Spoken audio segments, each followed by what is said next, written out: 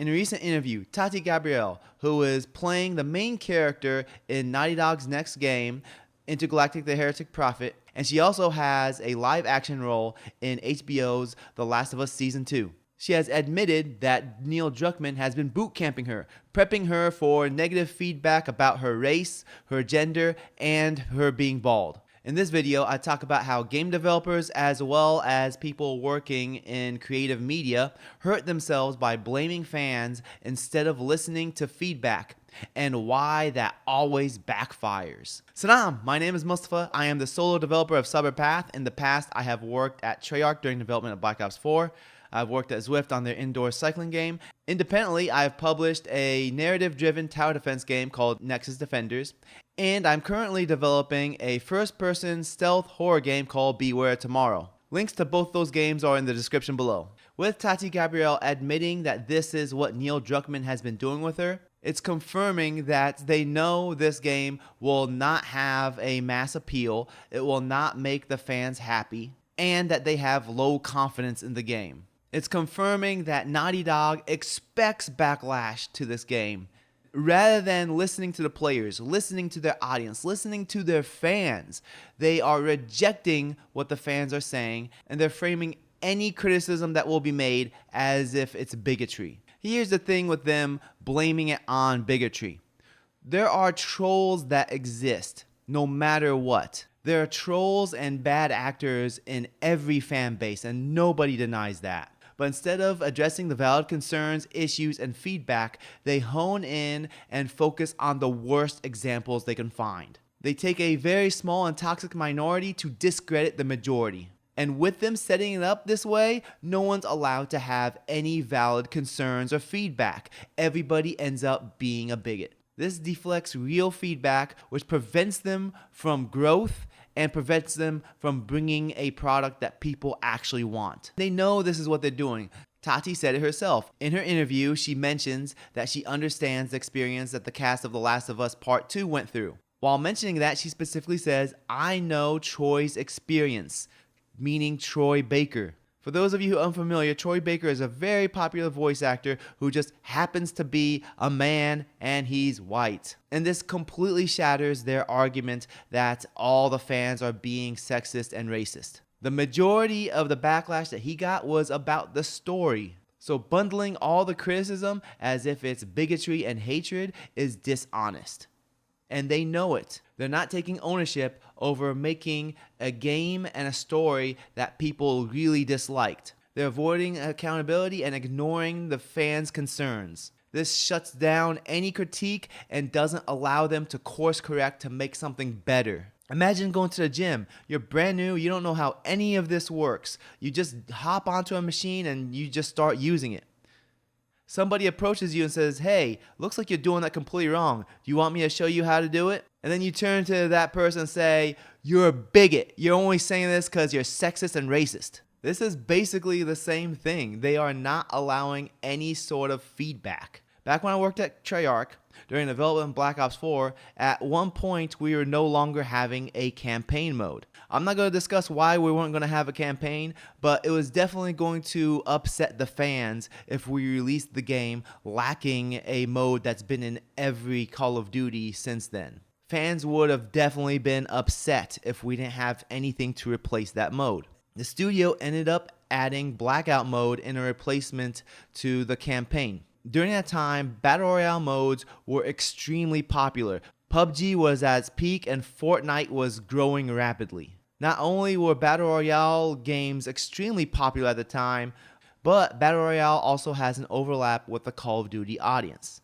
It was a good fit. So rather than telling the audience that you need to be happy that we're not going to give you a campaign mode, we adapted and gave them something else and tried to make them happy regardless. As an independent developer with Sabr Path, I've developed and published a narrative-driven tower defense game called Nexus Defenders.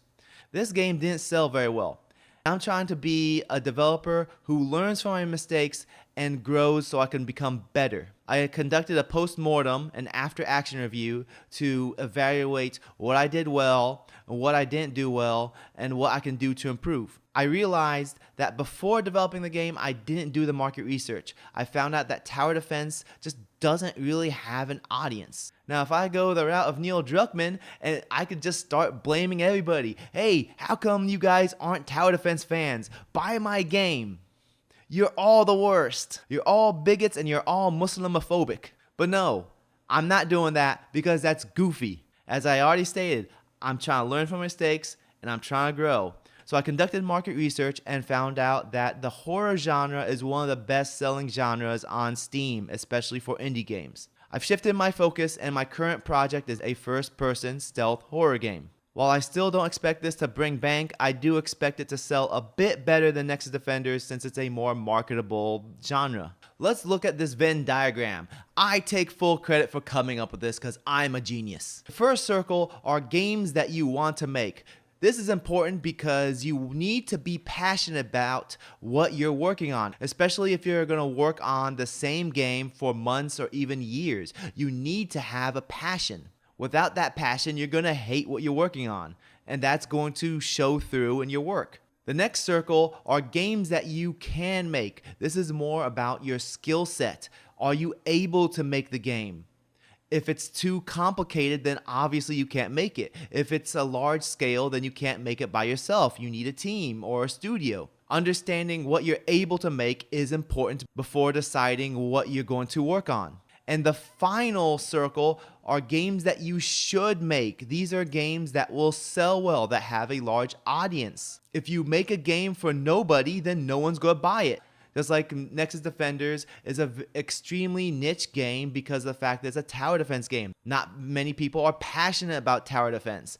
So that's why it didn't sell very well. It just doesn't have an appeal. Selecting a type of game or a genre that has a mass appeal is important. And not only is it important to select a game that has a mass appeal so that you can make money and make another game, but it's also important to understand that audience because you're making a game for somebody. You're making a game for that audience. Without understanding the audience, you can say the game is for the audience, but they're going to reject it. And this is important to understand that art is a form of expression, and expression is a form of communication. When communicating, you are communicating to others. You're not communicating to yourself. If you're making a game for yourself, that's one thing. But Naughty Dog isn't making a game for themselves. They're making a game to make money so that they can pay the bills. And for them to make money to pay the bills, they have to make a game that appeals to their audience. And this requires understanding your audience,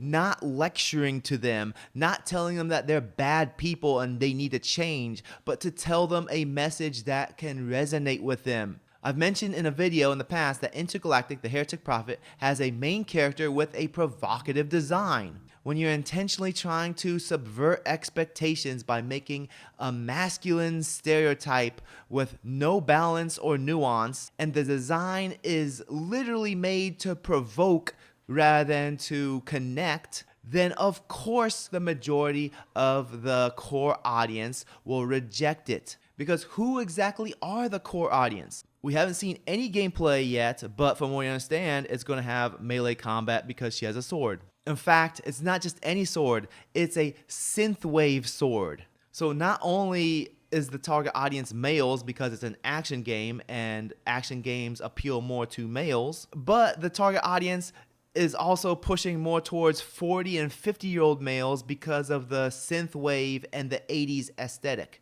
No matter how much you tell 40 and 50-year-old men that they need to like the main character of Intergalactic The Heretic Prophet, it's not going to appeal to them. This is not a design that they care about. Not only does this game not appeal to the core demographic, but it doesn't have a global appeal either. The design of the character was definitely not built for selling. And it doesn't have anything to do with her needing to be overly attractive either. I never made that claim. Also, in one of my previous videos, I've mentioned that even if her design appealed to me, for example, she was a Muslim character wearing a hijab, it would still be a bad idea because that character design does not have mass appeal. She would not sell. It would cause more controversy than it would attract people to play the game. So it doesn't have anything to do with personal taste either. It has to do with what appeals to the mass audience,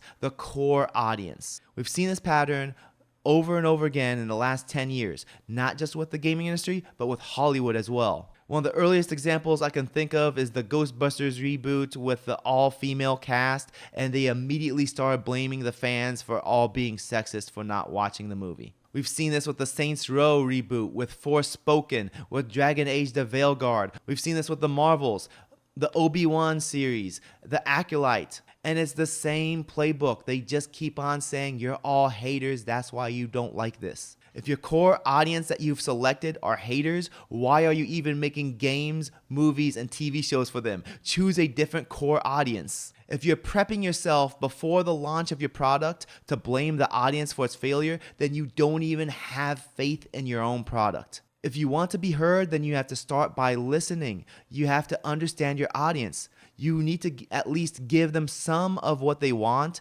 You can give them some of what they don't expect, but you need some nuance with it. You can't just bash them over the head with a message that they don't like. If you got this far, please leave a like and subscribe. It really helps boost the algorithm. Also, as a quick update, I am back to developing Beware tomorrow.